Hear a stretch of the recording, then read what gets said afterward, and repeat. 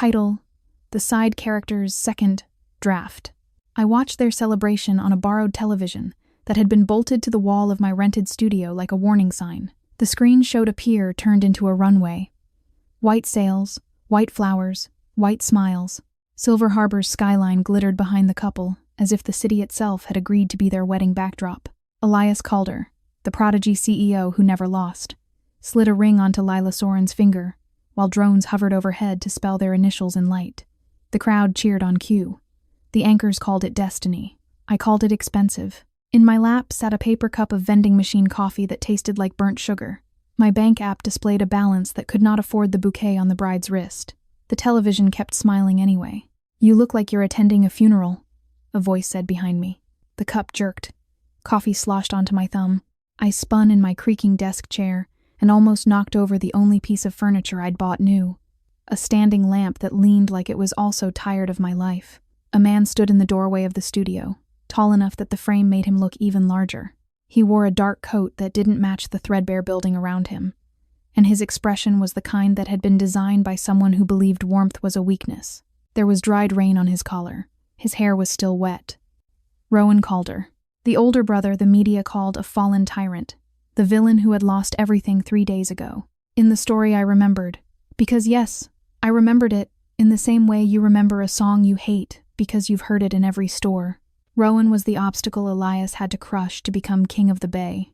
Rowan's company collapsed in one spectacular night. His name became a cautionary headline, and his wife, me, apparently, was a disposable footnote. Rowan's eyes cut to the television. The camera zoomed in on Elias and Lila, their mouths full of vows and certainty. Rowan's mouth tightened, as if he could taste metal. "They're still milking that broadcast," he said. "Of course they are." Then he looked at me as if I were a bill that had arrived late. "Tomorrow morning, we sign the divorce papers. You can move back to your parents' place tonight if you want. There's nothing left here to take." He said it like he was doing me a favor. He turned toward the small bedroom without waiting for my reply. The door clicked shut with the finality of a judge's gavel. I stared at that door, and then at my coffee-stained thumb, trying to make sense of the fact that I knew his name, his future, and the shape of the plot he thought he was trapped inside. 3 days late. I kept thinking it like a curse. If I had landed in this body 3 days earlier, I could have warned him, stopped the trap, rewritten the collapse. Instead, I arrived after the final chapter's cliffhanger had already happened, dropped into the aftermath like a blooper reel no one wanted. I wasn't supposed to be here. Not the real me. The real Mara Quinn had been someone else, somewhere else, with a different set of failures. A translator who worked late nights, drank too much cheap coffee, and died stupidly crossing an intersection while reading a serialized romance on her phone. And then I woke up as Mara Quinn again, but with a different face in the mirror and a ring on my finger that belonged to a marriage staged by scandal and leverage. The memories in this body arrived like spilled ink. The original Mara's ambition, her greedy planning, her desperate scheme to marry into the Calder dynasty. She had engineered a hotel accident, a perfectly timed photo, a sympathetic cry in front of Rowan's ailing father. Rowan had married her because it was convenient, because he wanted to stop arguments, because the cost was small at the time. They had lived like polite strangers. He had built empires. She had spent money like it was oxygen. She had never bothered to learn his schedule, his coffee preference, or the way his left hand flexed when he was holding back anger. Now he was bankrupt, and I was holding the blame for a woman's choices that I hadn't made. The television continued its bright, cruel cheerfulness. Elias kissed Lila. Confetti exploded. My stomach tightened. In the novel, the side character wife who clung to Rowan after his fall was punished. The narrative loved consequences. She was targeted by creditors, humiliated at parties, hurt by accidents, and then quietly removed so the main couple's happy ending would shine without shadows. I didn't want to be removed. Survival, I told myself. It didn't need to be heroic. It needed to be practical. I shoved my feet into shoes by the door, grabbed my phone, and slipped out before Rowan could decide he didn't want to offer me a choice anymore. My parents' house sat in the northern hills, where Silver Harbor's streets curved politely and the air smelled faintly of pine. The gate recognized my face and swung open like it had always been waiting for me. The driveway was too clean. The front steps were too wide. Wealth, I learned, looked like space the moment I walked in. The scent of ginger, garlic, and slow-simmered broth wrapped around me like a childhood memory I hadn't earned. A woman with glossy hair and a soft silk robe appeared from the kitchen, hands dusted with flour as if she had been sculpting comfort out of thin air. "Mara," she said, and her smile made my chest ache in a way I couldn't explain. "You're home. Come, sit." I made ribs. Behind her, my father emerged wearing a bright apron decorated with cartoon whales. He carried a pot like it was a trophy. "Perfect timing," he declared, and ruffled my hair in a way no one had done to me in years. "I got the broth exactly how you like it." I sat at their table like a stray cat that had wandered into a restaurant and didn't trust it was allowed to stay. They filled my bowl. I ate too fast. They watched me with the kind of careful attention people use when they're afraid a loud noise will break the moment. Finally, my mother cleared her throat. "Honey," she said gently. "You're okay?" "I'm great," I said, because my mouth was full and lying was easier than explaining the truth. "The ribs are incredible." My father relaxed slightly. "Good. I like seeing you eat. You used to starve yourself for photos. That belonged to the original Mara, but guilt is easy to borrow." My mother slid a small envelope onto the table. Inside was a black bank card. "This is everything liquid we could gather quickly," she said. "Take it to Rowan." I froze mid-chew. "To Rowan?" "Yes." My father's voice grew firm, the way it did when he talked about contracts and principles. "He's in trouble. When people smell blood, they rush in with knives. He helped me more than once when I didn't deserve it. We don't abandon family." Family? The word hit oddly. In the novel, my parents were background characters who existed solely to justify why Mara had money to spend and a place to crawl back to when she was discarded. They weren't supposed to have ethics. They weren't supposed to be kind. "He asked for divorce," I said, trying to keep my voice casual. "He said there's nothing left." My mother's gaze sharpened. Not angry, just steady. Men like him say things like that when they're drowning. It's not an invitation to leave. It's a test they don't know they're giving. My father nodded. "Besides, you married him. You don't get to pretend you're not involved just because the tide turned. The original Mara would have laughed and taken the money for herself. I wasn't the original Mara, but I was living in her consequences." I looked down at the card again. "And what if helping him drags us down?" I asked. "More for myself than for them." My father leaned forward. "Then we go down doing something that still lets us look in the mirror." I wanted to argue. I wanted to scream that this was all fiction, that Rowan was scripted to lose, that Elias had plot armor as thick as a fortress wall. But my parents' faces were real in the way fictional people never are when you're reading a book. Pores, slight wrinkles, the subtle tremor in my mother's fingers as she pushed the card toward me. I took it. My mother wrapped ribs in a thermal container, like sending food could solve any curse.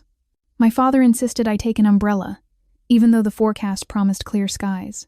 They hugged me at the door, both of them holding on a second too long, as if they could physically anchor me to safety. On the drive back into the city, I kept replaying my father's words. We don't abandon family. In the novel, my marriage had been a trick.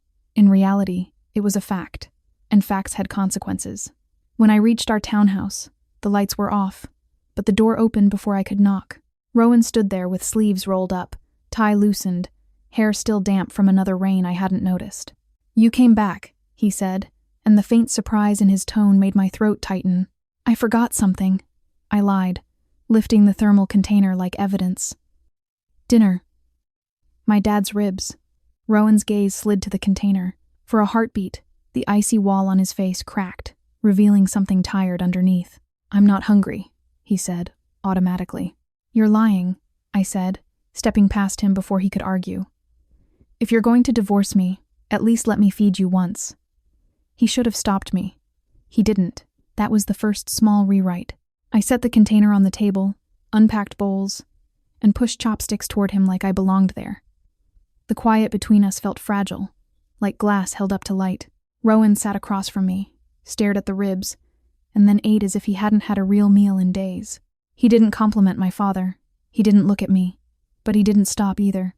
When he finished, I slid the black card toward him. "My parents want you to have this," I said, "not as charity, as a bridge." Rowan's hand hovered above it, then withdrew as if the plastic burned. "No," they insisted. "And I'm insisting too." I pushed it closer. "Take it. You can pay it back when you're standing again. Rowan laughed once, humorless. When I'm standing again?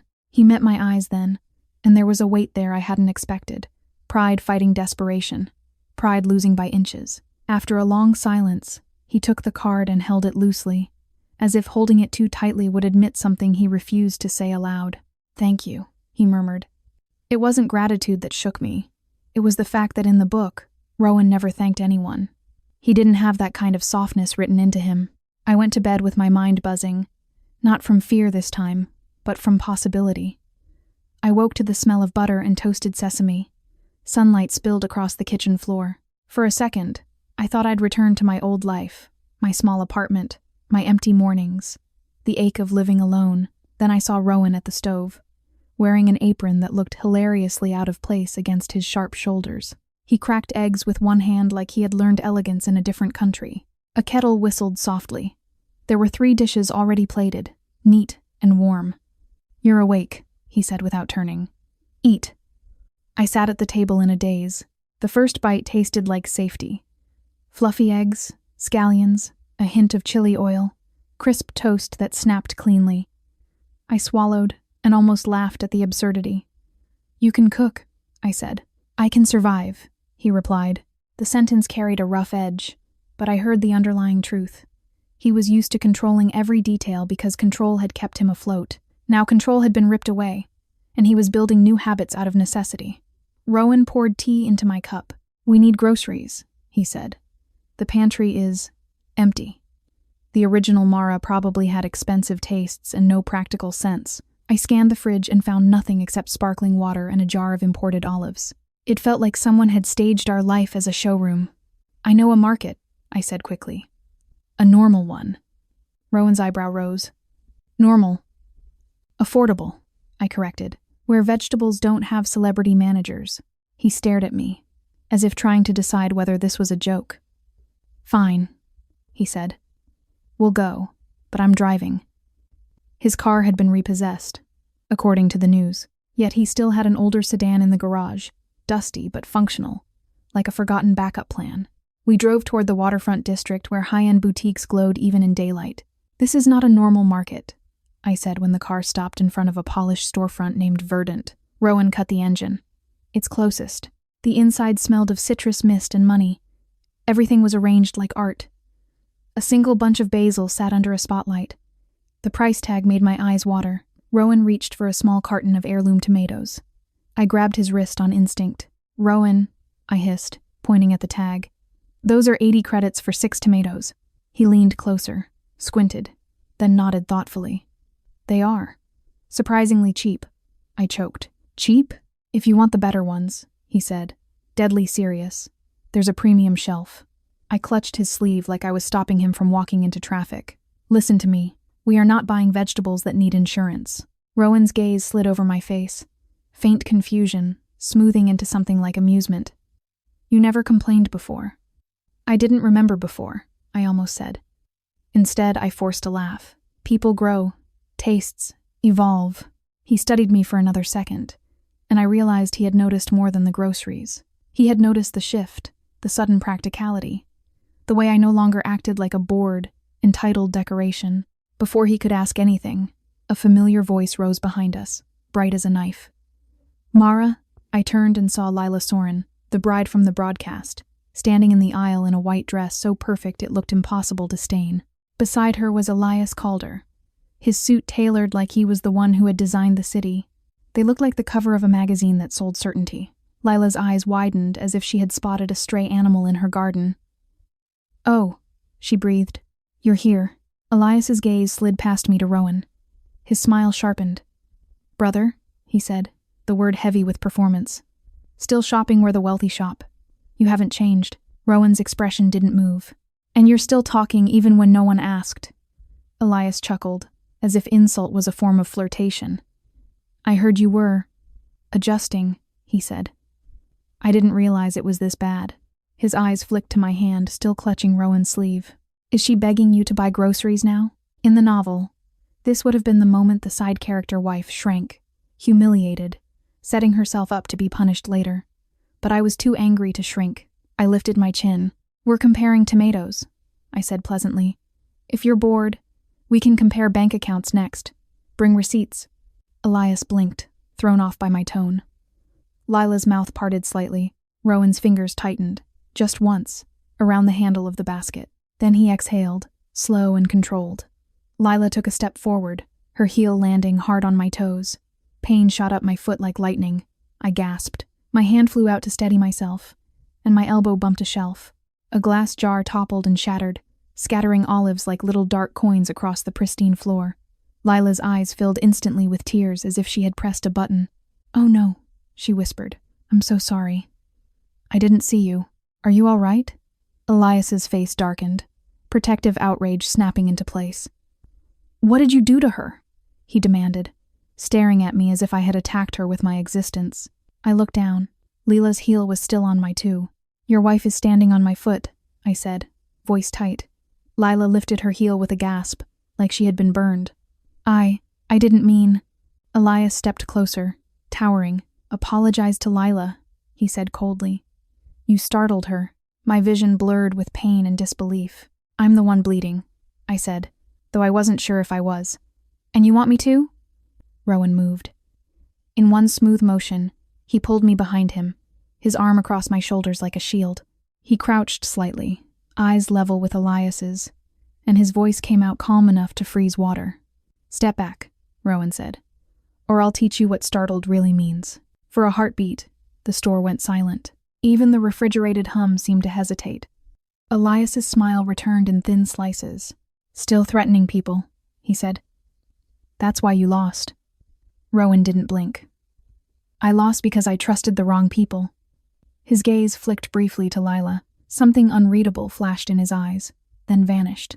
I tried to breathe through the pain, but the world tilted. My foot throbbed like it had a heartbeat of its own. The fluorescent lights above became too bright. Rowan's grip tightened. "Mara," he said sharply, and I realized he was calling my name like it mattered. The last thing I saw before darkness edged in was Elias's face, irritated and confused, as if the plot had misbehaved. When I came back to myself, I was in Rowan's arms, the street air cold against my cheeks. He was striding fast toward the car, jaw clenched hard enough to grind stone. "I can walk," I tried to say. "You can faint again," he answered, not slowing. "That's what you can do." He set me in the passenger seat with careful efficiency and drove to the nearest clinic, ignoring my protests as if they were background noise. In the waiting room, he crouched to remove my shoe, his fingers steady even though his breathing wasn't. My toes were bruising already, purple spreading like spilled wine. A young doctor in a dark green scrub top approached, glasses reflecting the overhead lights. He looked calm, the kind of calm that comes from dealing with emergencies for a living. His name tag read, Dr.S. Oakes. He knelt to examine my foot, hands gentle. "It's swollen," he said, "but I don't feel deformity. Likely a deep bruise. We'll image it to be safe." Rowan's voice was tight. "Do it." The doctor looked up at Rowan and then back at me. His gaze lingered a fraction too long, not flirtatious, more curious. "You're Mara Quinn," he said quietly, as if confirming a detail. I forced a smile. "Apparently, Rowan called her," the doctor said, and the name carried no judgment, only recognition. "You two have had a week." Rowan's eyes narrowed. "Do we know each other?" The doctor's mouth curved slightly. "In this city, everyone knows everyone. Sit, I'll be back with your results." While I waited for the scan, Rowan paced like a trapped storm. When I tried to make a joke, he didn't laugh. He didn't even scold me. He just kept watching the door like he could guard me from everything that had been written. The scan came back clean. No fracture. The doctor prescribed anti-inflammatory gel and rest. Rowan exhaled a breath he had been holding since the market. "Thank you," he told the doctor, the words awkward on him, like a foreign language he was learning late. Dr. Oakes nodded. "It's my job." As I stood to leave, the doctor held out his phone. "Add me," he said. "If the swelling worsens, message me. I'll schedule you. Don't ignore pain." I hesitated, then added him. His profile photo was a coastline at dusk. No face, just horizon. Outside, Rowan lifted me again without asking. "This is becoming a habit," I muttered. Rowan's mouth twitched. "Then stop getting hurt." "Tell your brother's wife to stop wearing weapons," I shot back. He didn't respond. but his grip remained firm, protective, almost possessive. That night, sleep came in fragments. In one dream, Elias's smile turned into an empty mask. In another, Lila's heel pressed down again and again, pinning me to the ground while people applauded. I woke sweaty and furious, and my phone lit up with a notification. Doctor Oakes had sent a message. Hyacinth blooms at night near the hospital entrance. If you're walking by, look. It helps people remember they can start over. The next afternoon, I hobbled outside to see the flowers. A small bundle of pale purple hyacinth sat on the bench by the entrance, wrapped neatly with a simple note. For a fresh beginning, the gesture should have been sweet. Instead, it made my spine prickle. In stories, gifts like that meant a new thread of plot, a love triangle. A second male lead quietly suffering. I wanted none of it. I carried the hyacinth home anyway, because refusing a gift felt like tempting fate. I placed it on the coffee table and tried to forget. Rowan arrived later than usual, looking more exhausted than I'd ever seen him. He noticed the flowers instantly. "Where did those come from?" he asked. "A doctor," I said quickly. He treated my foot. "It's nothing."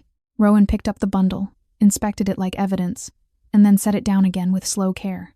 His eyes were darker than the room. "A doctor," he repeated. I held my hands up. "It's not romantic. It's flower-based medical advice." Rowan made a sound that might have been a laugh if it had been born in someone else's chest. He went into his study without another word. An hour later, the doorbell rang. A delivery worker stood outside holding a bouquet so enormous, it looked like it had its own gravitational pull. Crimson roses, thick and heavy, tied with a black ribbon. A card dangled from it. Simple and sharp. "Hyacinth is overrated." I stared at the message, then at Rowan, who stood behind me in the doorway of his study, expression neutral. "You did this," I accused. Rowan shrugged. "Roses are harder to misinterpret. I couldn't help it." I laughed, loud and startled, like someone releasing pressure. "Are you jealous?" Rowan's eyes narrowed. "Is that funny to you?" "Yes," I said, still laughing. "Because you're acting like a man who has time for jealousy." Rowan stepped closer, voice low. "I have time for what I choose." The words should have sounded threatening. Somehow, they didn't. They sounded like a promise. He turned and walked toward the kitchen, apron already in his hand like he was anchoring himself to routine. "What do you want for dinner?" "Something with vinegar," I said, because I was still smiling. Rowan paused, then said, almost grudgingly, "Fine. Extra." I watched him cook with my bruised foot propped on a cushion and wondered when my fear had started to soften into something else. Rowan's days became a controlled storm. He worked from his laptop, met with the 2 engineers who stayed loyal after the crash, and rebuilt his plan in a rented office above a closed bakery in the Dockside district. The team was small.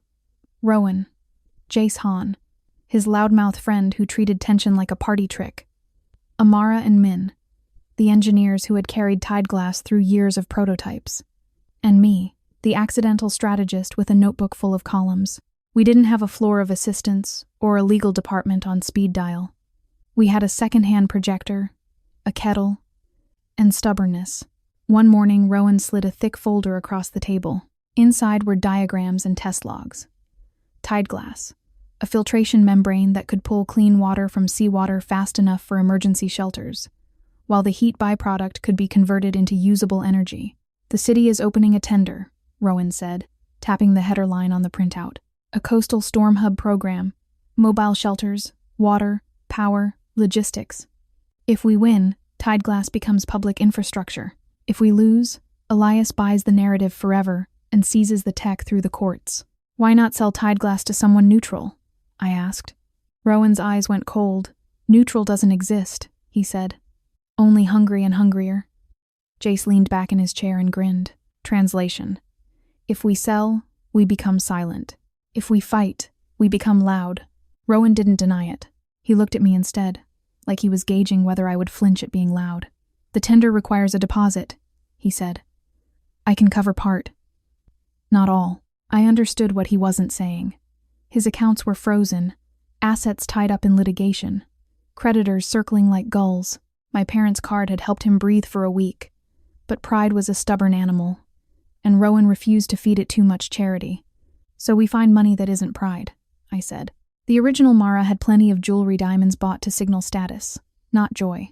I drove to a private buyer with a velvet pouch, handed over stones that had never meant anything to me, and walked out with a neat transfer receipt and a strange sense of relief. It felt like dropping a costume at the edge of a stage. When I returned to the office and placed the receipt on Rowan's desk, his gaze stayed on it for a long moment. "You didn't have to," he said. "I'm investing," I corrected. "I want returns, preferably in the form of not being crushed." A faint, reluctant curve touched his mouth. Noted, we worked late nights, refining the pitch. Not a miracle, not a vanity project, but a practical response to storms that had started arriving earlier every year. I wrote the narrative. Amara handled technical questions. Min built a portable demo unit the size of a suitcase. Rowan practiced the delivery until his voice sounded like calm instead of anger. Jace volunteered to be our charisma liaison, which mostly meant he learned how to smile at officials without calling them reptiles. During one of those nights, I tried cooking for everyone to prove I was useful beyond words. I followed a recipe, measured carefully, and still managed to produce noodles so salty. Jace actually apologized to the water dispenser before chugging from it. "Mara," he wheezed, "if you ever decide to poison an enemy, call me. I'll introduce you to half the board." Rowan ate his portion anyway, expression steady. "It's fine," he said.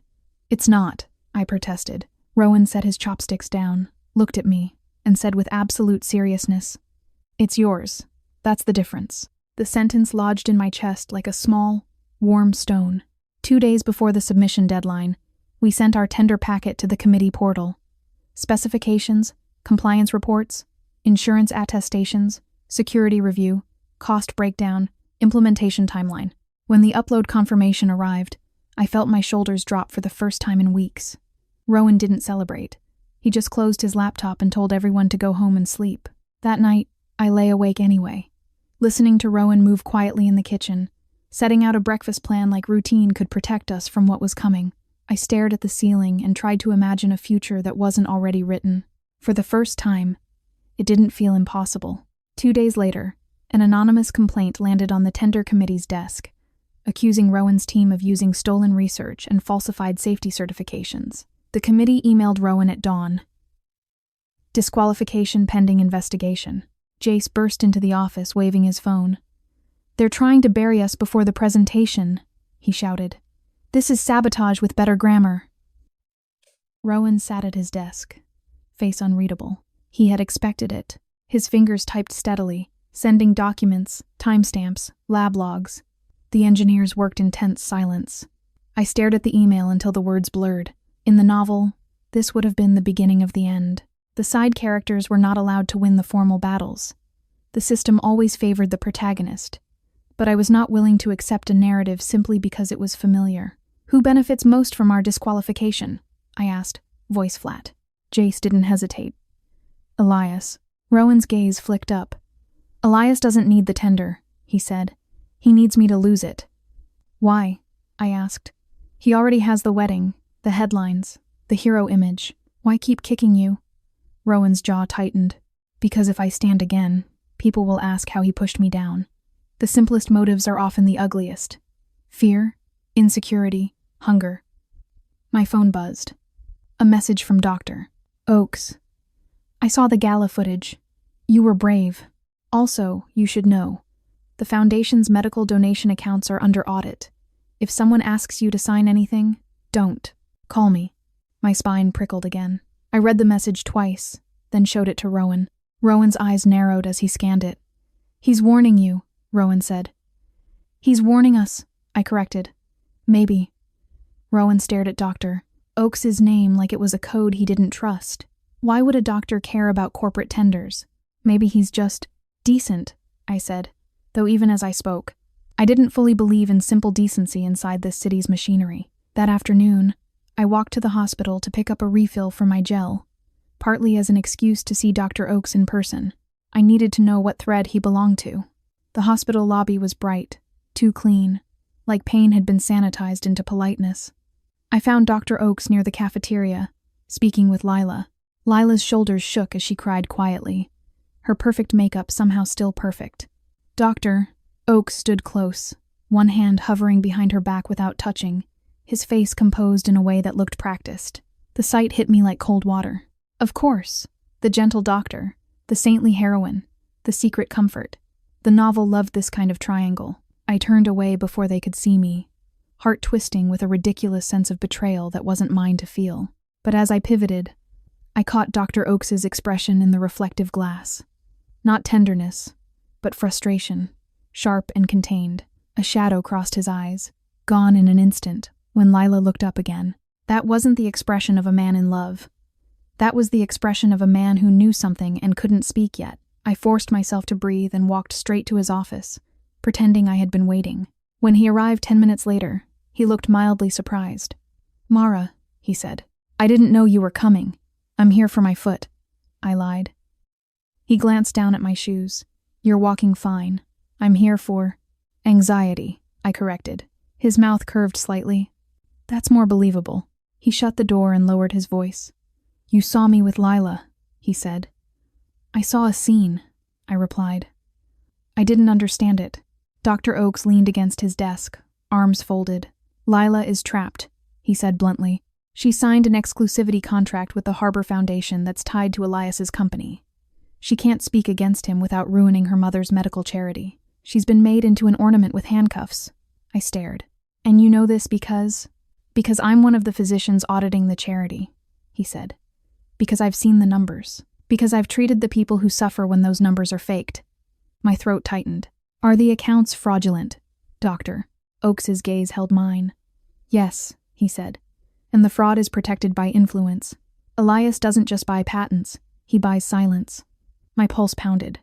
"Can you prove it?" "I can," he said. "Not alone. I need a channel that can't be shut down quietly." I thought of Rowan's tender, of the city officials, of the press. "You want a stage?" I said. Dr. Oakes nodded once. "The tender presentation," he said. "It will be streamed. Officials will be present. Elias will be watching. If we reveal evidence there, it becomes a public record before it can be buried." I inhaled slowly, mind racing. "You're asking us to start a war." He didn't blink. "The war already exists," he said. "You're just deciding whether to pretend it doesn't." I left the hospital with my hands cold despite the sun. When I returned to the office, Rowan was on a call, voice clipped, negotiating an extension with the committee. He ended the call and looked at my face immediately. "What happened?" he asked. I told him everything. The audit, the fraud, Leela's contract, Dr. Oakes's plan. Rowan listened without interrupting. When I finished, he was silent for a long time. Finally, he said, "Oakes is not doing this for you." "No," I agreed. "He's doing it for truth." Rowan's gaze softened by a fraction, and I realized he respected that more than romance. "We can use this," I said, voice steady. "We expose the fraud. We show the committee the complaint against us is part of a larger manipulation. We force them to keep us in." Rowan's jaw flexed. "If we do this, Elias will come for you," he said. "He already did," I replied. "At the market, at the gala. He comes for anyone who doesn't play along." Rowan's eyes stayed on mine, something intense building in the silence.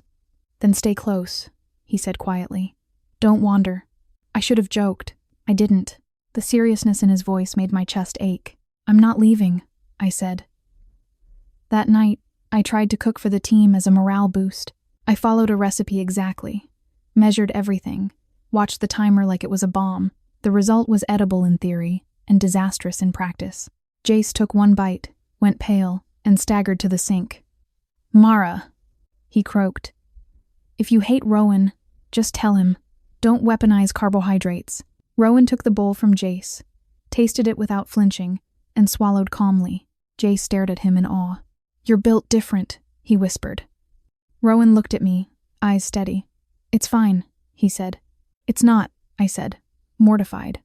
Rowan's mouth curved faintly. "It's yours," he replied, and that was somehow worse and better at the same time. I went to bed embarrassed, then woke to the sound of Rowan moving quietly in the kitchen at dawn, cooking a proper breakfast for everyone. He left my failed dish on the counter with a sticky note. "Keep practicing. Your second draft will improve." I stared at the note until my eyes stung. He had no idea how literal that felt. Tender day arrived with a sky the color of steel. The city's coastal management center stood on the edge of the bay. a modern building built to look like it could withstand anything.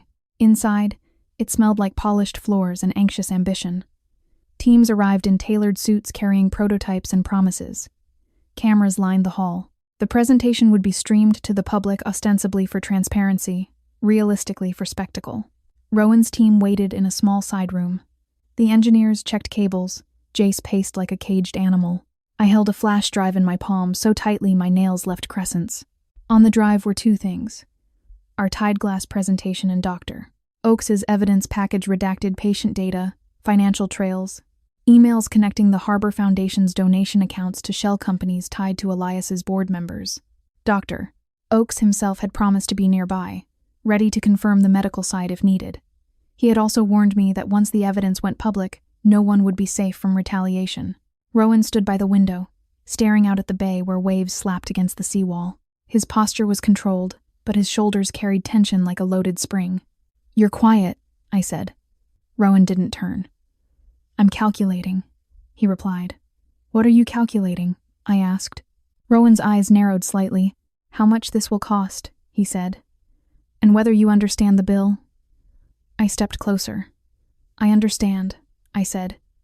"But I'm paying anyway." Rowan finally looked at me. In his gaze was something raw, almost vulnerable. "Why?" he asked, voice low. "You could leave. You could go back to your parents. You could pretend none of this is your problem." I inhaled. I could have given him a speech about ethics, about family, about not abandoning people when they fall. All true, partly borrowed. Instead, I told him the simplest truth I could. "Because the story wants you to lose," I said quietly. "And I'm tired of stories deciding who deserves a future." Rowan stared at me as if he wanted to ask what I meant. Then footsteps approached, and the moment folded back into the room like paper. A committee aide opened the door. "Calder Renewables," she said. "You're next." We walked into the presentation hall together. Elias was already there, seated near the front with Lila beside him, smiling serenely for the cameras. He looked like a man attending his own coronation. When Rowan entered, Elias's smile sharpened with delight. Rowan's face remained calm.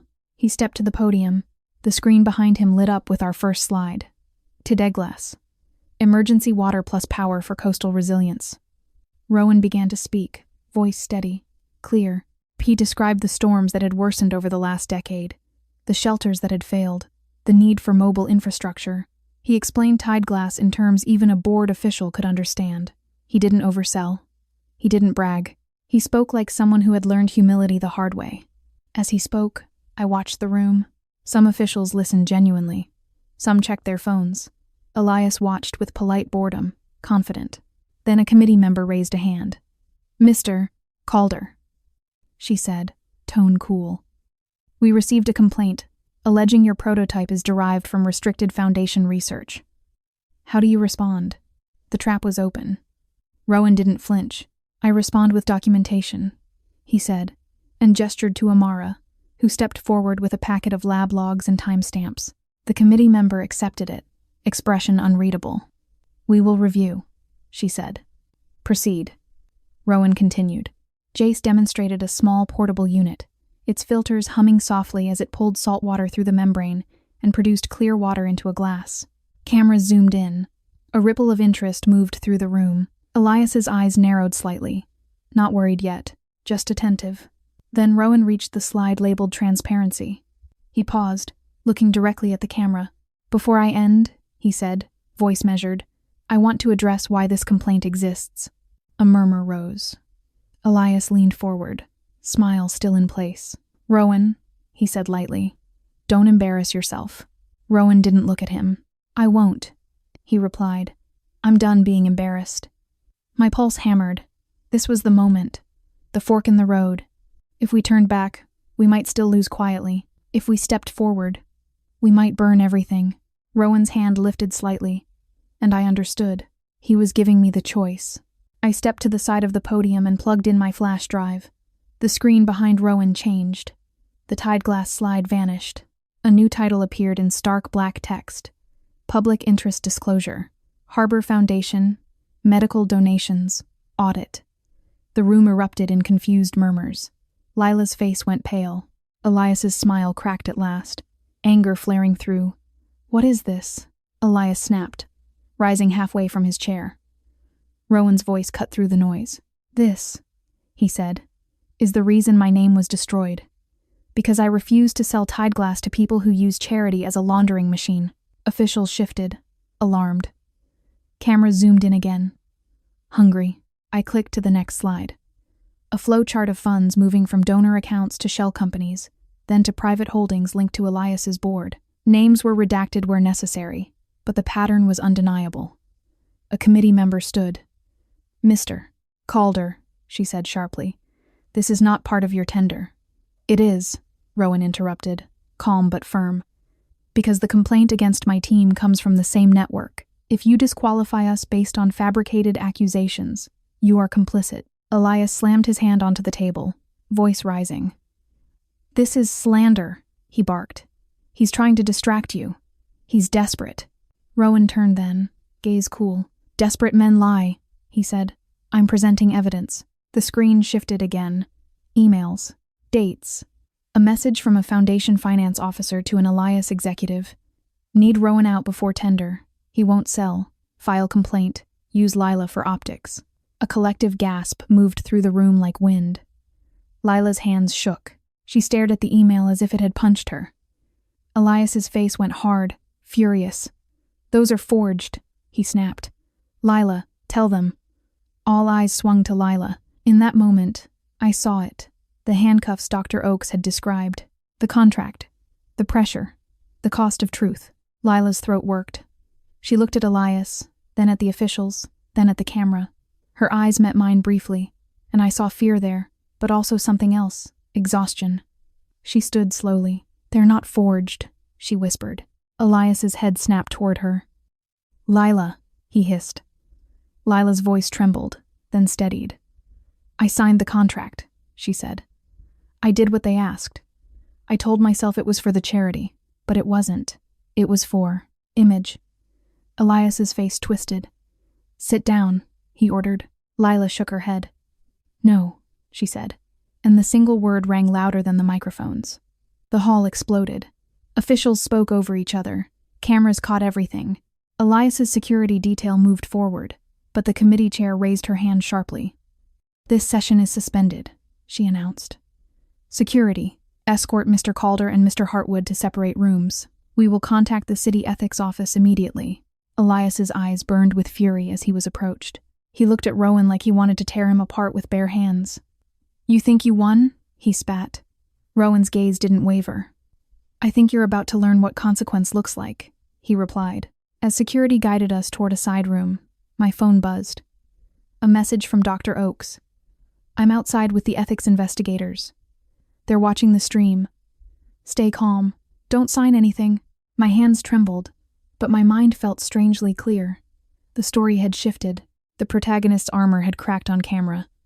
In the side room, Rowan sat beside me, silent. For the first time since I arrived in this world, he looked not cold, but almost relieved. I leaned closer and whispered, "We did it." Rowan's eyes met mine, and in them was a warmth I hadn't dared to expect. "We started it," he corrected. "Now we finish." The next 2 days turned into noise and consequence. Clips of Rowan's disclosure spread across the net, and the city ethics office moved faster than people expected because the stream had made denial expensive. Dr. Oakes's audit team released additional documents, donors demanded answers, and reporters swarmed anyone with a Calder surname. The tender committee announced a temporary freeze on Elias's eligibility while the investigation expanded, and they reinstated Rowan's team for a second round of technical evaluation focused purely on prototype performance. The complaint that had nearly disqualified us was formally flagged as potentially malicious. At the office above the bakery, we watched headlines bloom like bruises. Hero CEO under investigation.